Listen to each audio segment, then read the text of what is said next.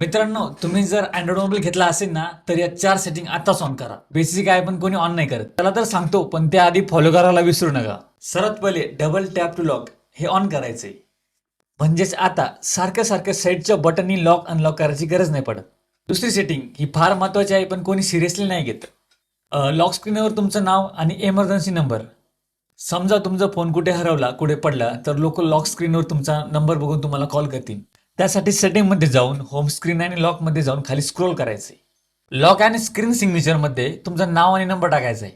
तिसरी सेटिंग, आपण नवीन मोबाईलला ग्लास वगैरे लावतो ना, त्यामुळे मोबाईलची टच सेन्सिटिव्हिटी थोडी कमी होते. त्यासाठी सिस्टम नॅव्हिगेशनमध्ये जाऊन थोडीशी टच सेन्सिटिव्हिटी वाढून घ्यायची आहे. चौथी सेटिंग सांगतो, कंट्रोल पॅनल ओपन करायला ना एकदम वरतून खाली स्वाईप करावं लागतं.